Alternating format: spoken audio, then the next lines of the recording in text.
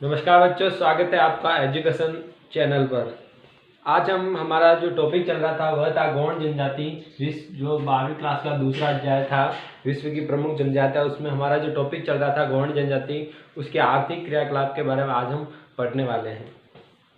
हमारा बच्चा था आर्थिक क्रियाकलाप। आर्थिक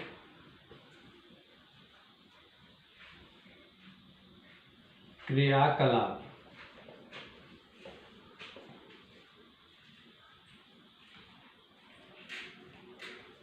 तो बच्चों, जो आर्थिक जो क्रियाकलाप होते हैं यानी कि उनकी अर्थव्यवस्था जो है उस पर हम बात करेंगे। इससे पहले हमने उनके निवास क्षेत्र के बारे में और उनके परिचय के बारे में थोड़ी सी जानकारी ली थी। अब हम बात करते हैं उनके आर्थिक क्रियाकलाप पर। तो आर्थिक क्रियाकलाप जो होते हैं बच्चों, उनमें सर्वप्रथम ले लेते हैं उनके व्यवसाय को, यानी कि वह क्या कौन कौन से व्यवसाय करते हैं। तो उनके मुख्य व्यवसाय को ले लेते हैं। मुख्य व्यवसाय, इसके साथ जो अन्य व्यवसाय भी करते हैं वो तो उनको भी ले लेते हैं। अन्य व्यवसाय यानी कि जो मुख्य व्यवसाय के साथ साथ वो भी करते हैं। एक तो होगा मुख्य व्यवसाय, दूसरा होगा बच्चों अन्य व्यवसाय। अन्य व्यवसाय, तो ये लिख दो, अन्य व्यवसाय। अब हम बात करते हैं बच्चों इनके व्यवसाय के ऊपर। तो ये जो लोग होते हैं वह जूमिंग कृषि करते हैं। एक तो मुख्य रूप से जूमिंग कृषि, तथा दूसरा करते हैं बच्चों ये आखेट, या जिसे हम शिकार भी बोल सकते हैं, आखेट। ये हो गए बच्चों इनके जो मुख्य जो रूप से जो व्यवसाय है। अब इसके साथ जो ये करते हैं वो आ जाएंगे अन्य व्यवसाय में। तो इसके साथ बच्चों ये लोग पशुपालन, दूसरा मछली पालन तथा तीसरा जो है वो है वनोत्पाद संग्रह, यानी कि जो वनों में पाई जाने वाली जो उत्पाद है, जो वस्तुएं हैं, उनका भी ये संग्रहण करते हैं, जैसे पेड़ पत्ते, पौधे की पत्ते, कंदमूल वगैरह आदि। वनोत्पाद संग्रह। अब हम ये हो गए इनके व्यवसाय। अब हम इन पर एक एक पर जो है बात कर लेते हैं कि कैसे कैसे क्या करते हैं। बात करते हैं सर्वप्रथम हम जूमिंग कृषि पर। तो बच्चों ये जो लोग होते हैं वह जूमिंग कृषि दो टाइप से करते हैं। जूमिंग कृषि जो है वो दो तरह से करते हैं। इसके दो तरीके हैं करने के। पहला जो तरीका है जिसका नाम है दीप्पा कृषि, तथा दूसरा जो है वो है बच्चों पेंडा कृषि। दीपा जो कृषि है वह ये जो लोग पहाड़ी क्षेत्र में रहते हैं, तो वहाँ पहाड़ी जो इलाका है वहाँ पर एक बार उसको साफ कर देंगे और पेड़ पौधों को जलाकर काट कर वहाँ जो जमीन होगी उसको साफ कर देंगे, और तथा अपना जो फावड़ा वगैरह जो भी होता है उससे जो खोद कर वहाँ बीज बोकर ये जो खेती कर लेते हैं वो होती है दीपा कृषि। ये जो कृषि होती है वह 2 से 3 साल तक ही की जाती है। इसके बाद ये क्या करेंगे कि उस जमीन को छोड़ देंगे और दूसरी जगह जाकर वापस यही प्रोसेस जो है स्टार्ट कर देंगे। वापस जाएंगे, जमीन साफ करेंगे, पेड़ पौधों को हटा देंगे और वहाँ से फावड़े द्वारा उसको खोद कर जो है कृषि करने लग जाएंगे। तो ये जो कृषि होती है केवल 2 से 3 वर्ष के लिए ही की जाती है। 2 से 3 वर्ष तक की जाने वाली कृषि की जाती है। तो बच्चों दीपा कृषि क्या है, आपको एग्जाम पूछा जा सकता है दीपा कृषि क्या है। तो ये 2 से 3 वर्ष तक की जाने वाली कृषि, जिसमें पहाड़ी जो क्षेत्र होता है उसमें वनों को जो पेड़ पौधे वगैरह होते हैं उनको साफ करके वहां से जमीन को साफ करके फावड़े से खोद के वहां पर जो है ये कृषि करते हैं, और 2 या 3 साल वहां पर कृषि करने के बाद अन्य दूसरी जगह पर जाकर फिर से वही प्रोसेस स्टार्ट करते हैं। तो केवल ये 2 या 3 साल के लिए वहाँ कृषि करते हैं। अब हम बात करते हैं इनकी पेंडा कृषि पर। तो पेंडा जो कृषि होती है बच्चों बस्तर क्षेत्र में की जाती है। बस्तर क्षेत्र में, जो कि पहले मध्य प्रदेश में आता था, अब बच्चों जब छत्तीसगढ़ बन गया तो छत्तीसगढ़ में आ गया। बस्तर क्षेत्र छत्तीसगढ़ में पेंडा कृषि की जाती है, जिस पर पहाड़ी ढालों पर, पहाड़ी जो ढलान होती है, पहाड़ी ढालों पर सीढ़ी नुमा खेत बनाकर की जाती है। सीढ़ी नुमा खेत बनाकर की जाती है। जो पहाड़ी जो ढलान होगी बच्चों, जो पहाड़ियाँ जो होगी उनकी ढलानें होती है, वहाँ पर पत्थर या लकड़ी के जो बांस की लकड़ी वगैरह जो भी लकड़ियाँ होती हैं उनको बीच में लगा के ये सीढ़ियाँ बनाएंगे ऐसे, जिससे मिट्टी का कटाव भी ना हो और मिट्टी का जो उपजाऊ बना है बना रहे। तो ये जो सीढ़ी नुमा खेत बनाएंगे, बीच बीच में सीढ़ियाँ लगा देंगे ऐसे पत्थर व उसकी लकड़ी की।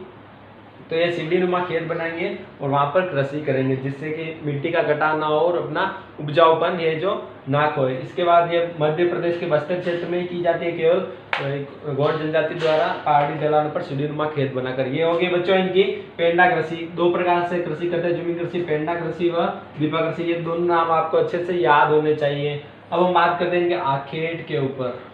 तो आखेट जो बच्चों सामान्य अपने आसपास के जितने भी जानवर पाए जाते हैं उनका जो है आखेट करेंगे। जितने भी इनके आसपास मुर्गी, बत्तख वगैरह जो भी जानवर पाए जाते हैं उनका आखेट करते हैं, शिकार करते हैं। इसके बाद पशुपालन पर बात करते हैं। तो बच्चों जो सभी जो गौड़ जनजाति के लोग होते हैं वह सभी पशुपालन नहीं करते हैं। केवल गौड़ जनजाति का जो रावत वर्ग है वही है जो पशुपालन करता है, रावत वर्ग। इसके भी अलग अलग वर्ग होते हैं गौड़ जनजाति में। तो जो रावत वर्ग होता है वही केवल पशुपालन करता है। इसके बाद पशुपालन कौन करता है? रावत वर्ग। गौड़ जनजाति का जो रावत वर्ग होता है उसके द्वारा पशुपालन और दूध बेचने का कार्य किया जाता है। तो ये हो गया बच्चों अपना पशुपालन। अब आता है हमारा मछली पालन की, जो जहाँ पर समुद्र तक निकट है, नदी किनारा, वहाँ पर ये मछली पालन भी करने लग जाते हैं। तो मछली पालन भी जो है वो सभी गौड़ जनजाति के लोग नहीं करते हैं। केवल उसमें 3 वर्ग होते हैं, कुरुक, केवट व धीवर वर्ग। इन तीन वर्गों द्वारा जो है मछली पालन किया जाता है, कुरुक, केवट व धीवर। तो बच्चों मछली पालन किस किस के द्वारा किया जाएगा? कुरुक, केवट व धीवर वर्ग होता है जो गौड़ जनजाति का, उसके द्वारा मछली पालन किया जाएगा। अब आता है बच्चों वनोत्पाद संग्रह। तो वनोत्पाद संग्रह जो है बच्चों लगभग सभी लोग जो गौड़ जनजाति के लोग हैं वो सभी करते हैं, क्योंकि सभी वन में रहते हैं तो वहाँ की लगभग कुछ वस्तुएं सभी लेकर आते हैं। तो सभी लगभग वनोत्पाद संग्रह करते हैं। ये हो गए बच्चों इनके व्यवसाय हो गए। जमीन कृषि 2 प्रकार से करते हैं और आखेट जो अपने आसपास के जितने भी जानवर पाए जाएंगे उनका आखेट करेंगे। इसके बाद पशुपालन जो है गौड़ जनजाति का रावत वर्ग करेगा। मछली पालन जो 3 वर्ग करता है, कुरुक, केवट व धीवर वर्ग है। इन तीनों वर्गों द्वारा जो है मछली पालन किया जाता है। गौड़ जनजाति का कुरुक, केवट व धीवर वर्ग द्वारा मछली पालन किया जाता है। वनोत्पाद संग्रह जो है लगभग सभी लोग करते हैं गौड़ जनजाति के। अब हम बात करते हैं व्यवसाय होगा तो ये सब किसके लिए करेंगे? भोजन खाने के लिए तो करेंगे। अब हम बात करते हैं दूसरा जो टॉपिक है, दूसरा जो पॉइंट है, हमारा टॉपिक जो है वो है भोजन। इनका जो भोजन है उस पर बात करते हैं। तो इनका जो मुख्य भोजन है बच्चों, मुख्य जो भोजन है वह है बच्चों कोदू व कुटकी।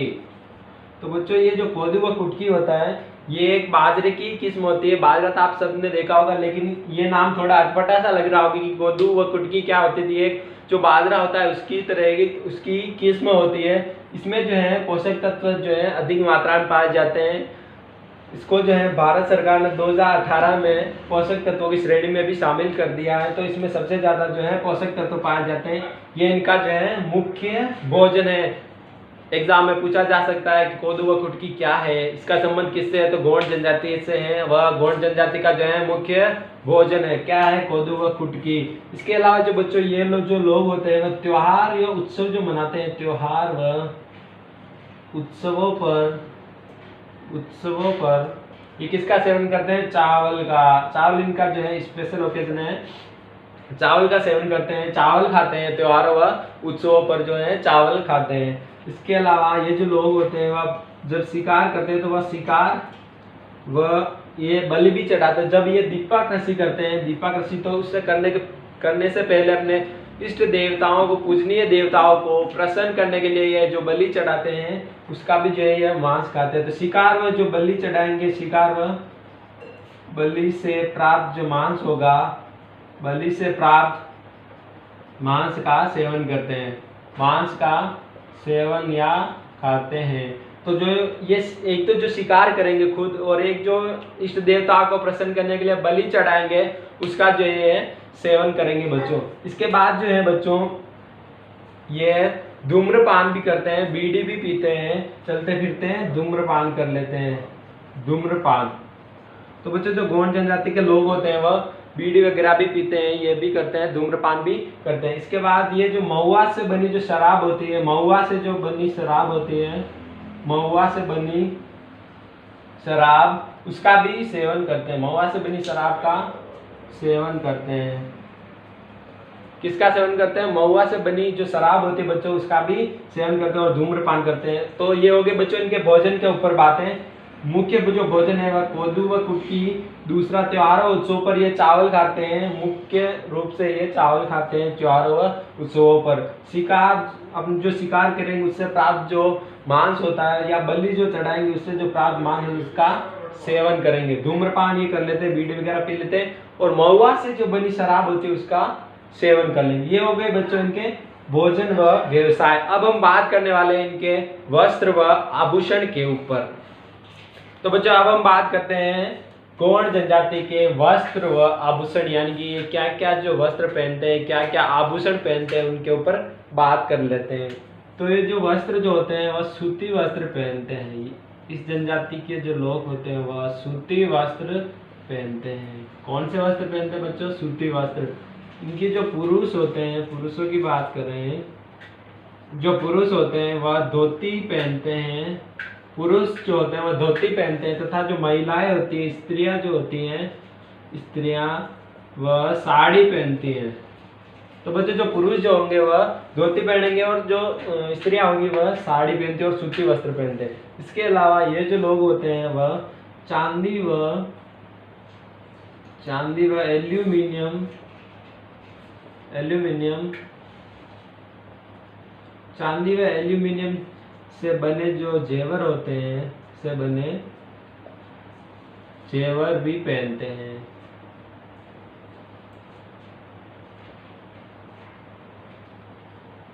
तो बच्चों जो पुरुष हो तथा स्त्रियां होती है गोंड जनजाति की, वह चांदी और जो एल्यूमिनियम होता है, जो धातु चांदी व एल्यूमिनियम होता है उससे जो बने जो जेवर होते हैं वह भी पहनते हैं। तो ये चांदी व एल्यूमिनियम से निर्मित जेवर पहनते हैं। इसके अलावा जो स्त्रियां जो होती है वह रंगीन कांच की चूड़ियां पहनती है, रंगीन कांच की चूड़ियां पहनती है, रंगीन कांच की चूड़ियां पहनती है। अपने हाथों में जो है वह रंग बिरंगी रंगीन कांच की चूड़ियां पहनेंगी। इसके बाद जो है स्त्रियां जो है अपने शरीर पर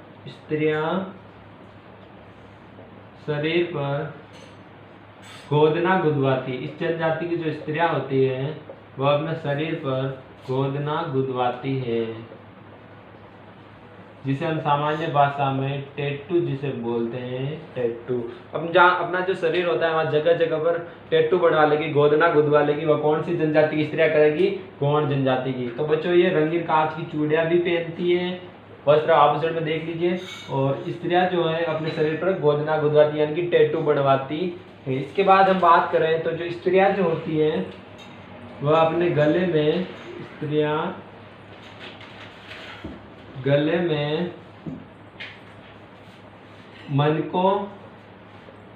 मनको व कोड़ियों से बना हार पहनती है, कोड़ियों से निर्मित या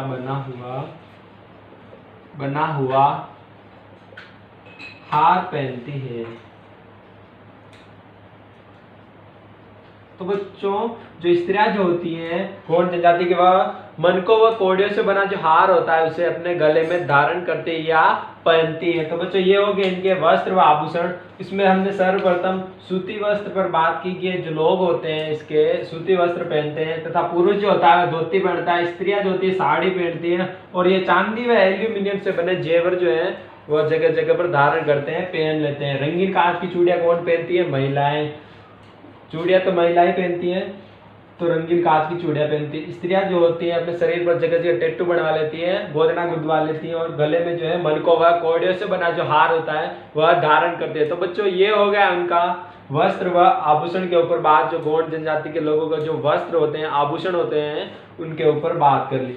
तो बच्चों अगला जो हमारा टॉपिक आने वाला है वह है बच्चों इनका घर, यानी कि निवास गृह। निवास निवास गृह, यानी कि इनका जो घर होता है उसके ऊपर हम बात कर लेते हैं। चौथा हमारा टॉपिक हो जाएगा निवास गृह के ऊपर। आज हम जो है गौड़ जनजाति का जो निवास गृह है उसके ऊपर आज हम चर्चा करने वाले हैं, बात करने वाले हैं, आज हम पढ़ने वाले हैं। तो इनका जो निवास गृह होता है बच्चों, जो ये जो लोग होते हैं वो छोटे छोटे गाँवों में मिलकर रहते हैं, छोटे छोटे गाँव में। तो जो इनके छोटे छोटे गाँव होते हैं उन्हें कहते हैं नंगले, नंगले या पल्ली। क्या कहते हैं बच्चों? नंगले या पल्ली। क्वेश्चन आ जाए एग्जाम में कि नंगले या पल्ली किसे कहा जाता है, इसका संबंध कौन सी जनजाति से है? इसका संबंध जो है गौड़ जनजाति से। और नंगले और पल्ली जो है इनके छोटे छोटे गांवों को कहा जाता है, छोटे छोटे गांवों को। तो बच्चों जो इनके छोटे छोटे जो गांव होते हैं उनको क्या कहा जाता है? नंगले या पल्ली। क्या कहा जाता है? नंगले या पल्ली। इसके बाद जो ये लोग होते हैं अपना जो मकान है वो बना लेंगे, उसके बाद उसका क्या करेंगे? मुहूर्त करेंगे, उसे क्या बोलेंगे? शगुन। तो ये जो शगुन करते हैं उस टाइम ये बड़ा उत्सव मनाते हैं। शाम को जो है अपना उत्सव मनाते हैं, जब शगुन होता है मकान का, इनका मुहूर्त होता है, तब ये शाम को क्या करते हैं? पार्टी करते हैं। शाम को उत्सव के रूप में मनाते हैं, उत्सव। तो जो शगुन होगा इनके घर का, मकान का, उसमें ये शाम को जो होंगे, जब मुहूर्त होगा तब ये शाम को पार्टी करेंगे, उत्सव मनाएंगे धूमधाम से। इसके बाद जो ये अपना जो मकान बना लेंगे, उसका मुहूर्त होगा तभी ये क्या करेंगे? एक बतख या मुर्गे की बलि चढ़ाएंगे। बतख या मुर्गे की बलि चढ़ाएंगे। किसको चढ़ाएंगे? अपने इष्ट देवता को प्रसन्न करने के लिए कि हमारा जो मकान है वो बढ़ गया है, अब आप हमारे मकान जो है प्रसन्न हुए हमारे ऊपर। जो अपने इष्ट देवता होते हैं उनके ऊपर प्रसन्न करने के लिए जो है बतख या मुर्गे की बलि चढ़ाते हैं। कब? जब ये अपने मकान का शगुन करते हैं, मुहूर्त करते हैं, तब। इसके अलावा जो इनके जो मकान होते हैं बच्चों, वह मिट्टी व घास फूस के बने होते हैं। मिट्टी व घास फूस। ये हो गई बच्चों इनके निवास गृह। घर के ऊपर बात की। इनके जो छोटे छोटे जो गांव होते हैं नंगले या पल्ली बोला जाता है। तो नंगले और पल्ली किसे बोला जाता है? छोटे छोटे गांवों को। और शगुन के टाइम में शाम को जो है धूमधाम से उत्सव मनाते हैं, पार्टी करते हैं। इसके बाद ये बतख या मुर्गे की बलि चढ़ाएंगे अपने इष्ट देवताओं को प्रसन्न करने के लिए, जब अपना मकान का निर्माण करेंगे। और मिट्टी व घास फूस के जो है इनके मकान है जो बड़े होते हैं। ये हो गए इनके निवास गृह के ऊपर बात बच्चों। अब हम बात कर लेते हैं इनके जो औजार हैं या बर्तन है उनके ऊपर। तो हम बात करते हैं औजार व बर्तन के ऊपर। यहाँ पर लिख देता हूँ मैं, थोड़ा इसको थोड़ा जो है मिटा देते हैं। हमारा पॉइंट कौन सा था? 5वां, औजार व बर्तन। तो बच्चों जो इनके औजार होते हैं और बर्तन जो होते हैं उनके ऊपर हम बात कर लेते हैं। औजार व बर्तन। तो इनका जो गांव होता है बच्चों, वहाँ एक चीज जरूर होती है, वहां पर लुहार जरूर होता है। ये जहाँ पर रहते हैं, जहाँ निवास करते हैं, उस गांव में लुहार जरूर होता है। तो वह लुहार क्या करता है कि जो लोहे से जो बनने वाली चीजें हैं, जो भी लोहे से बनने वाली चीजें हैं, जैसे खुरपी मान लो, खुरपी हो गई, फावड़ा हो गया, ये जो चीजें होंगी जो भी लोहे से बनेगी वह इनको यह तैयार करके देगा, बना के देगा। तो लुहार जो होता है इनको खुरपी व फावड़ा जो बना के दे देता है, ये आगे इनके औजार के अंदर। इसके अलावा जो ये लोग लकड़ी के जो बर्तन या औजार इस्तेमाल करते हैं, लकड़ी से बने जो औजार होते हैं इनके औजार, यानी कि चारपाई वगैरह, टेबल वगैरह जो भी लकड़ी से बने होते हैं, ये स्वयं बना लेते हैं। चारपाई वगैरह स्वयं बना लेंगे, लकड़ी के स्वयं बना लेंगे। लोहार जो है इनको केवल लोहे की वस्तुएं ही बना के देता है, या ये बनवा लेते हैं उससे, बोल कर उसे बनवा लेते हैं। इसके अलावा जो लकड़ी के सामान होते हैं वह ये स्वयं बना लेते हैं, जो भी इनको चाहिए होता है, चारपाई वगैरह ये स्वयं बना लेते हैं। इसके अलावा जो ये लोग होते हैं वह ओढ़ने व बिछाने के लिए दरिया भी बना लेते हैं, दरिया भी बना लेते हैं। दरिया भी स्वयं ही बनाते हैं। कौन बनाते हैं? स्वयं, ये खुद जो है दरिया वगैरह बना लेते हैं ओढ़ने में बिछाने के लिए। और लकड़ी के जो बर्तन होते हैं, औजार होता है, वे स्वयं बना लेते हैं। तो बच्चों ये हो गए इनके औजार और बर्तनों के ऊपर। लोहार जो होता है, इनकी खुरपी फावड़ा, लोहे के जितने ने भी औजार है वो सब इनको लोहार बना के उपलब्ध करा देगा, और इससे बदले में इससे जो भी लेना है वो ले लेगा। उसके बाद लकड़ी के जो जितने भी औजार होते हैं वो कौन बनाते हैं? स्वयं बना लेते हैं, गौड़ जाति के लोग।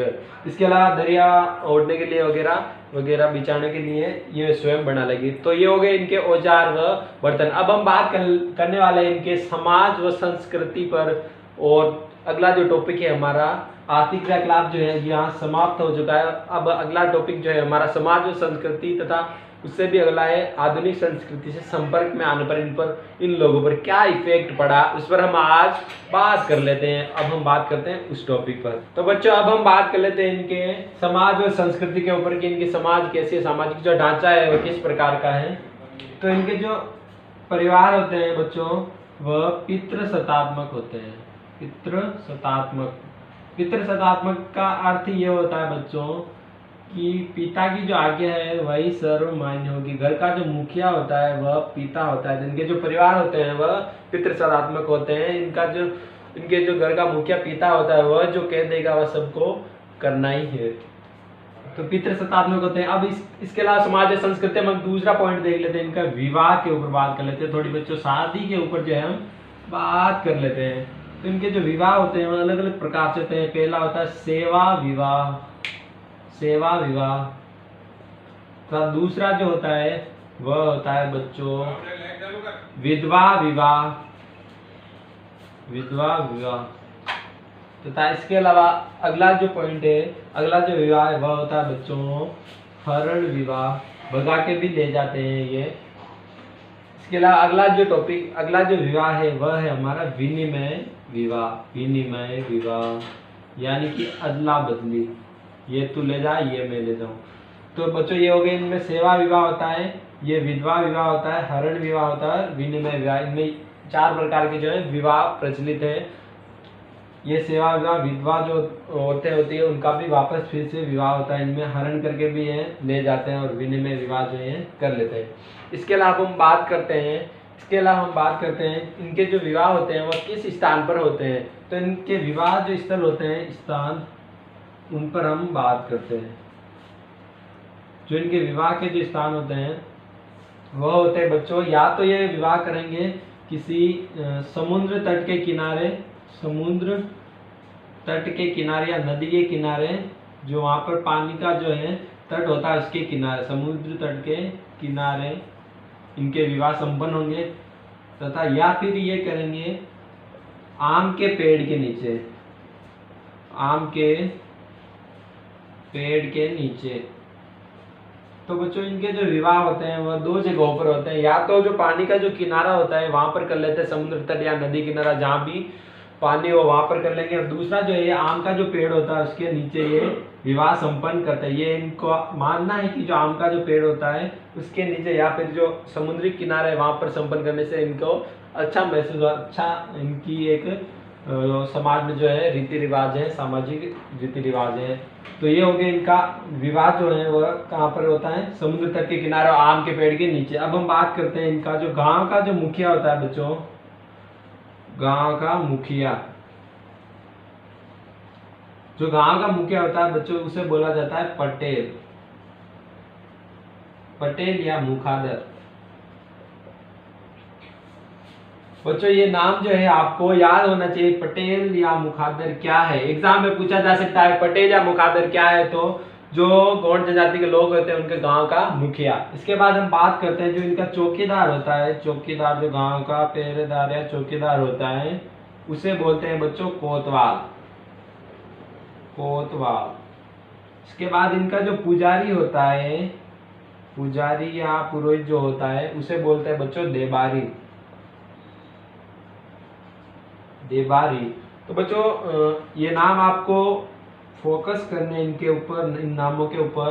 कोतवाल क्या है, एग्जाम में छोटे छोटे क्वेश्चन जो है यहाँ से बन सकते हैं। कोतवाल क्या है, देबारी का संबंध किससे है, कौन सी जनजाति से है, देबारी क्या है, पटेल या मुखादर क्या है। तो पटेल या मुखादर गांव का मुखिया है कौन सी जनजाति का, गौंड जनजाति का। संबंध कौन सी जनजाति से, गौंड जनजाति से। कोतवाल जो है चौकीदार है, और तथा जो देबारी जो है इनका पुजारी होता है। तो इन पर आप फोकस करें।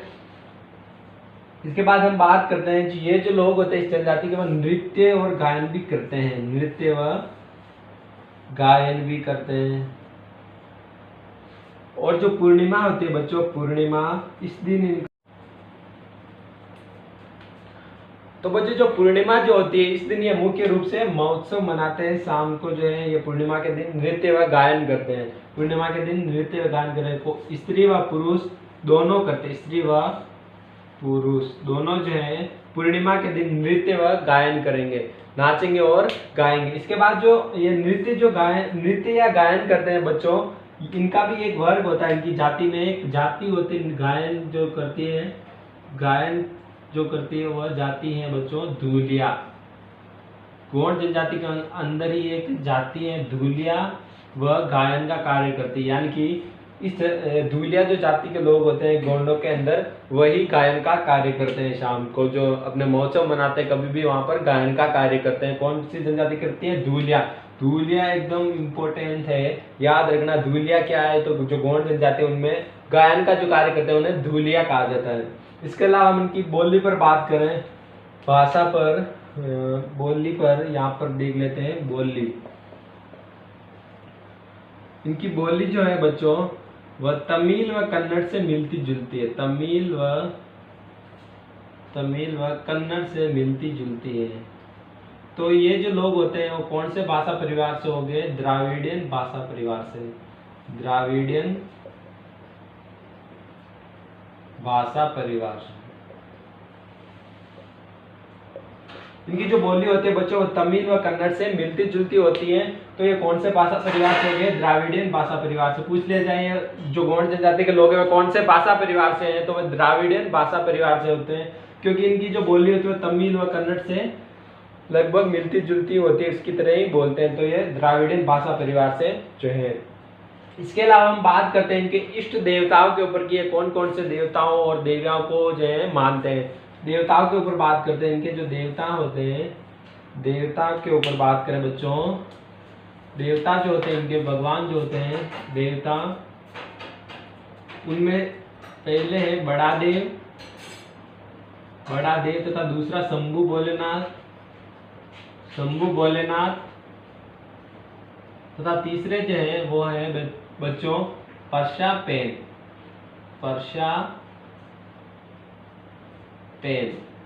ये इनके जो मुख्य रूप से इन तीनों देवताओं की आराधना करते हैं, पूजा करते हैं। आराध्य देव है इनके, आराध्य जो देवता है वह है बच्चों बड़ा देव, शंभु भोलेनाथ और परशापेन, ये इनके देवता। अब हम देवियों की बात करें तो ये बच्चों दो देवियों को मानते हैं। पहली है शीतला माता व छोटी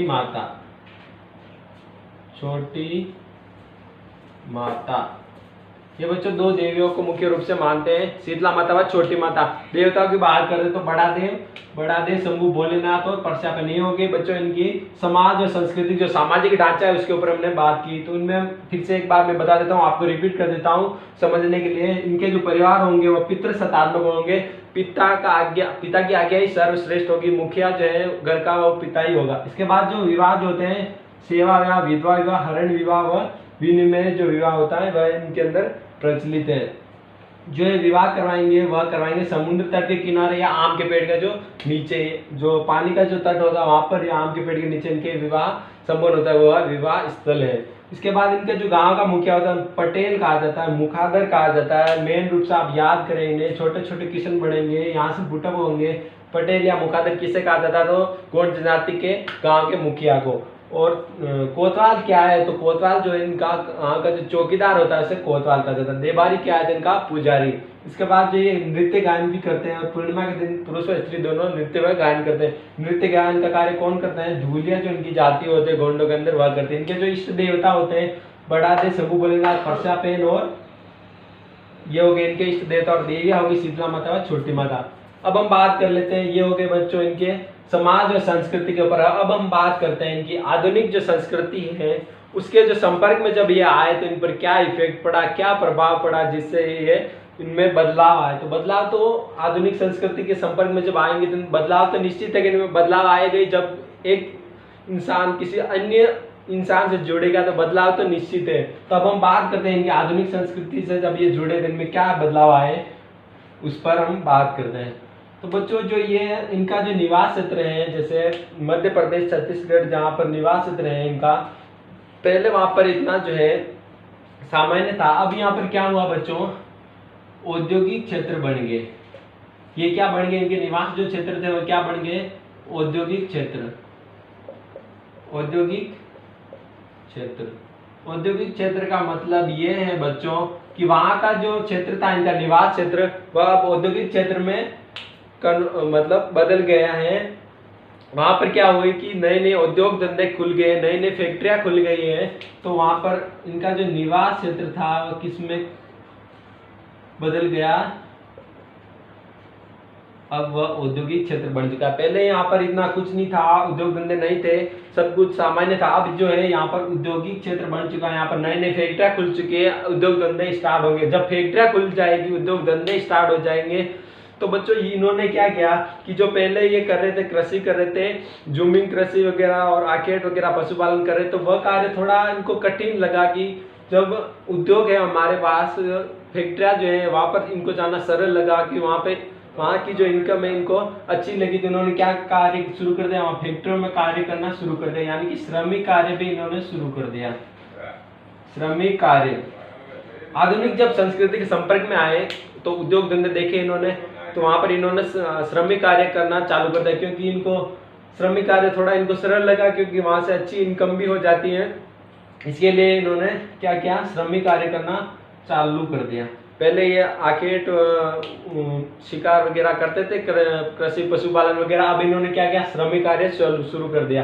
किससे, आखेट व कृषि से किस में आ गए, ये श्रमिक वर्ग में।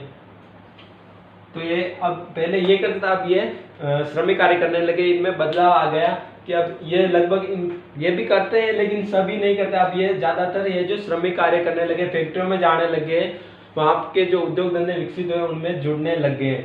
इसके बाद जब ये फैक्ट्रियों में जाएंगे, श्रमिक कार्य करेंगे, तो जब ये अच्छे अच्छे लोगों के संपर्क में आएंगे, जब एक व्यक्ति किसी अच्छे व्यक्ति के संपर्क में आता है तो उनमें बदलाव निश्चित है। तो जब ये लोग किसी अच्छे फैक्ट्रियों में गए तो इनमें अच्छे व्यक्तियों के जो है संपर्क में आए, तो इन लोगों में क्या हुआ बच्चों, शिक्षा का भी विकास हुआ। शिक्षा का विकास, पहले ये जो लोग थे इतने पढ़ाई शिक्षा नहीं करते थे, पढ़ाई का अभाव था, शिक्षा का अभाव था। अब इनमें क्या हुआ, जब ये फैक्ट्रियों में गए, नए नए लोगों से मिले, अच्छे अच्छे लोगों से मिले। जब बच्चों जो है मिलने से बहुत इफेक्ट पड़ता है, जब एक बुरे व्यक्ति से मिलते तो वो बुरा बन जाता है और अच्छे से मिलते तो अच्छा बन जाता। तो जब ये अच्छे लोगों से मिले, फैक्ट्रियों में गए, श्रमिक कार्य करने लगे, तो वहाँ पर अच्छे अच्छे लोगों से इनका मिलना हुआ। तो इनका जो मिलना हुआ वहाँ पर इन लोगों में फिर क्या हो गई, शिक्षा का जो है विकास स्टार्ट हो गया कि तुम भाई ये करो, ये करने से आपका अच्छा होगा। इनको जो है सलाह मिली, तो इन्होंने शिक्षा कार्य भी स्टार्ट कर दिया। अब जो लोग हैं ये अभी शिक्षा के क्षेत्र में भी इनका विकास जो है हो रहा है बच्चों, इन्होंने काफ़ी विकास हुआ है और सरकार भी इनके लिए अच्छी अच्छी योजनाएं जो है निकाल रहे। पहले ये जो लोग घास फूस के मकानों में रहते थे, अब ये पक्के मकानों भी जो है रहने लग गए। और पहले जो ये लोग थे ये धोती साड़ी वगैरह पहनते थे और पुरुष अब पैंट शर्ट वगैरह और इस तरह का भी पहनना में भी काफ़ी अंतर आएगी। क्योंकि बच्चों बदलाव तो निश्चित है, क्योंकि जब एक आधुनिक संस्कृति के जब ये संपर्क में आएंगे तो बदलाव तो निश्चित है। क्योंकि एक व्यक्ति जब दूसरे व्यक्ति के संपर्क में आता है तो भी उसमें बदलाव निश्चित हो जाता है कि उसके गुण जो है उसमें सेट हो जाता है। तो ये जो लोग हैं जब दूसरे व्यक्ति के संपर्क में आएंगे, अच्छे व्यक्तियों के संपर्क में आएंगे, तो उनमें बदलाव क्यों नहीं होगा, बदलाव तो होगा ही। तो बच्चों जब ये लोग शिक्षा का विकास कर सकते हैं अपने अंदर अच्छे लोगों के संपर्क में जाकर, तो आप क्यों नहीं कर सकते। ये तो लोग जो बहुत ही पिछड़ा वर्ग है, पिछड़ी जनजाति है, इन लोगों ने जब विकास कर लिया अपनी शिक्षा का, तो आप क्यों ना कर सकते। आपके पास तो सभी जो है संसाधन जो है मौजूद है, तो आप भी फोकस करिए अपने पढ़ाई के अंदर और अपना जो लक्ष्य है उसे प्राप्त करें और अच्छे अंक प्राप्त करें। तो बच्चों आज जो है हमारी गोंड जो जनजाति थी वह लगभग पूरी जो है समाप्त हो चुकी है। दूसरा जो अध्याय था वह आज हमारा समाप्त हो चुका है। आज की क्लास जो है आज हम यही ख़त्म करते हैं। मिलते हैं अगली क्लास में। धन्यवाद।